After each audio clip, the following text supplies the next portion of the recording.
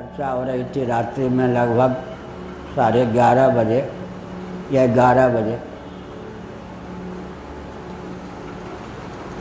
तो स्वामी जी ने कहा, निर्विकल्पानंद जी महाभाग ने, कि हम लोग उस मार्ग पर चल रहे हैं जिसमें साथ देने वाले बिरले ही मिलेंगे। बात ठीक है, अनुभव युक्त है। हमने कहा बिल्कुल ठीक है। कारण क्या है? कारण ये है कि जादू टोना यहाँ है नहीं। क्या हस्तरेखा देखना भी नहीं है। अपनी जगह सब ठीक है, पूरा सनातन धर्मी हो, लेकिन अपना स्तर भी तो होता है। झाड़ फूक है नहीं, दवा दारू बताता नहीं, दंभ करता नहीं, राजा महाराजा सेठ साहूकार नेताओं की चापलूसी करता नहीं। तो निर्गुण के प्रति जैसे व्यक्ति का आकर्षण नहीं होता, वैसे ही हम लोगों के प्रति संसारी व्यक्तियों का आकर्षण नहीं होता। कुछ लोग जुड़ते भी हैं, 10 कदम के बाद 4 खाने चित्त हो जाते हैं। न तो निस्वार्थ सेवा, न तो निस्वार्थ सहानुभूति सह पाते हैं, न सेवा ले पाते हैं।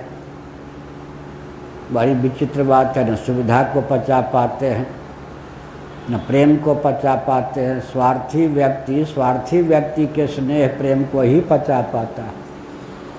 तो हम लोगों का साथ देने वाले जो धर्म और राष्ट्र के प्रति आस्थान्वित हैं, वही जुड़ सकते हैं। सामान्य पुण्य की पूंजी वाला ज़्यादा समय हम लोगों से नहीं जुड़ सकता, टिक सकता। यहाँ सबको स्नेह दिया जाता है, सबको उचित समादर दिया जाता है, लेकिन पुण्य की बहुत पूंजी चाहिए तो कोई इस घाटी में टिक सके। दंभी व्यक्ति का आकर्षण बहुत होता है, दंभी व्यक्ति जो है। लेकिन मैंने लगभग 15 दिन पहले कहा होगा, एक विचित्र बात है, शिष्य कभी भी काल बन सकता है। शिष्य से ही सबसे अधिक खतरा होता है। प्रधानमंत्री हो, मुख्यमंत्री हो, हमसे टकराने के लिए उनको ज़मीन आसमान की ओर देखना पड़ेगा। पुराना माने नरसिंह राव खूब टकराए, चकनाचूर करने का, जेल में भेजने का सारा उद्यम किया। केसी लेंका यहाँ का खूब टकराया, मुलायम सिंह बहुत टकराए, लालू यादव बहुत टकराए, कई नेता बहुत टकराए 27 सालों में। सारे षड्यंत्र किया, मठ को नष्ट करने का भी अभियान चलाया, कोई सफल नहीं हुए। क्योंकि दूर का व्यक्ति बहुत बलवान समझता है। दूर का व्यक्ति बहुत बलवान समझता है, वो घुटना टेक देता है। नष्ट करने का भाव रखते रखते हुए भी दब जाता है, क्योंकि हम किसी का हित नहीं सोचते हैं, चाहते हैं। लेकिन नज़दीक का व्यक्ति जब उसके जीवत्व पर हाथ फेरो, जीवत्व को शिथिल करना चाहो, वो काल बन जाता है।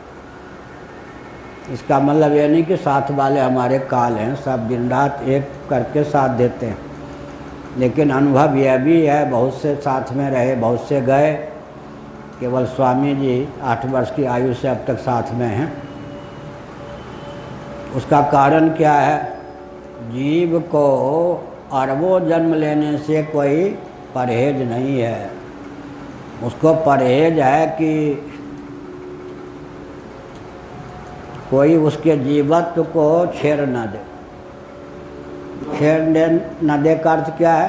जीवत्व उसकी थाती है, जिसके कारण वो भवाटवी में भटकता है, उसी को सबसे ज़्यादा प्रीतिपूर्वक अपनाता है। गुरु लोग, आजकल के गुरु लोग काशी की भाषा जानते हैं। क्यों गुरु? गुरु जी क्यों गुरु? आप काशी में पढ़े हैं। क्यों गुरु माने क्या हुआ? बहुत भद्र अभद्र है अर्थ। गुंडा, गुरु का अर्थ होता है सांकेतिक गुंडा। एक अराजक तत्व काशी में दूसरे अराजक तत्व कहो गुरु, आइए गुरु जी, वो सम्मान है। कहो गुरु माने तुम भी दादा हम भी दादा। तुलसीदास जी ने भी शब्द का बहुत बढ़िया प्रयोग किया है, काशी में रहना। ज्ञान कहे अज्ञान बिनु तम बिनु कहे प्रकाश, निर्गुण कहे सगुण बिनु सो गुरु तुलसीदास। माने गुरु के नाम पर अराजक तत्व है। तुलसीदास जी भी उसी ट्यून में बोले, ज्ञान कहे अज्ञान बिनु, क्या अज्ञान है तब तो ज्ञान कहोगे ना। अज्ञान ही ना हो तो उसका बाधक ज्ञान शब्द ही न बने। ज्ञान कहे अज्ञान बिनु तम बिनु कहे प्रकाश। अरे तमस है तब तो उसके अपलाप के लिए प्रकाश की अपेक्षा है। और निर्गुण कहे सगुण बिनु, सगुण है तब तो उसका अपलाप करने के लिए निर्गुण का प्रयोग करते हैं। अगर ऐसा कोई गुरु घंटाल है तो गुरु घंटाल है या सचमुच में गुरु नहीं है। सो गुरु तुलसीदास व्यंग्य है, वो गुरु नहीं गुरु घंटाल है। तो जगत की व्यावहारिकी सत्ता मानकर तब तो पारमार्थिक दृष्टि से उसका अपलाप करते हैं ना। रज्जु सर्प की भी प्रातिभाषिकी सत्ता मानकर तब तो व्यावहारिक धरातल पर उसका अपवाद करते हैं। नायम सर्पो रज्जुरियम, यह सर्प नहीं है रस्सी है। हमने क्या संकेत किया, बहुत सी घाटियों को देखा हम लोगों ने, 60 साल तो इस बेस में हो गए। और जगह झूठ बोलना सिखाया जाता है। जब मैं खर्राटे लेकर सो रहा हूँ तब बाहर वालों से कहना गुरुजी समाधि लगाए हुए। क्या हो गया या नहीं? हाँ। और जो जो दुर्गुण हम में, क्या अभिमान के कारण हम किसी को हाथ ना जोड़ें तो कहना गुरुजी को शरीर का भान ही नहीं रहता।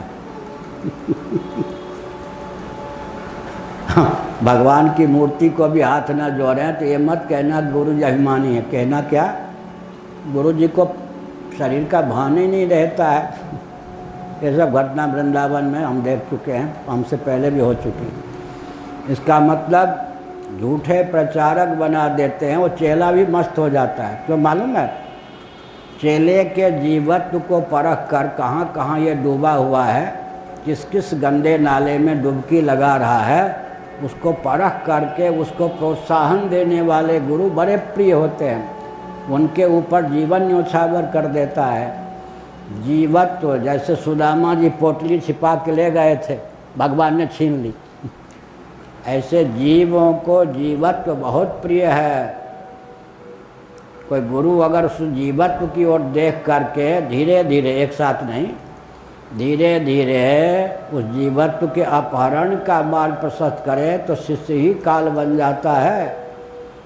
छोड़ दीजिए, भगवान को भी व्यक्ति शाप दे बैठता है। नारद जी ने शाप दे दिया नहीं? माया के द्वारा विनिर्मित विश्व सुंदरी मोहिनी से विवाह नहीं होने दिया, भ्रष्ट हो जाएंगे हमारे चेले जी। बदले में भगवान को शाप दे दिया। किसने? नारद जी ने। नारद जी जैसे ज्ञानी विज्ञानी भी अपने गुरु और इष्ट को ही शाप दे डालते हैं। समझ गए मोहक जी? सबसे ज़्यादा गुरु का दुश्मन शिष्य होता है। क्यों होता है? जो गुरु ईमानदार हैं वो कहते हैं हम ऐसा मार्ग बताएंगे, कैसा? नीति प्रीति स्वार्थ परमार्थ चारों की सिद्धि होगी। बहुत बढ़िया कह रहे थे वो जितेंद्र जी कि हम लोगों ने यहाँ व्यवहार भी सीखा है। क्या? उन लोगों का व्यवहार भी बड़ा दिव्य है। नीति प्रीति स्वार्थ परमार्थ चारों में सामंजस्य साधने की विधा हम लोगों से व्यक्ति सीखते हैं। पूर्व जन्म का प्रबल संस्कार होता है तभी टिक पाते हैं, नहीं तो कोई 2 कदम, कोई 3 कदम, फिर 4 खाने चित्त, फिर कोई दुश्मन बन जाता है। इसका अर्थ क्या है? बहुत बढ़िया कहा। अपृथक धियो यम उपासते त्वार्याः, जो श्रेष्ठ हैं, निर्दोष और समदृष्टि संपन्न हैं, या निर्दोष और समदृष्टि संपन्न होने की भावना से समलंकृत हैं। वे ही प्रभो इस भागवत धर्म का आलंबन ले सकते हैं। क्या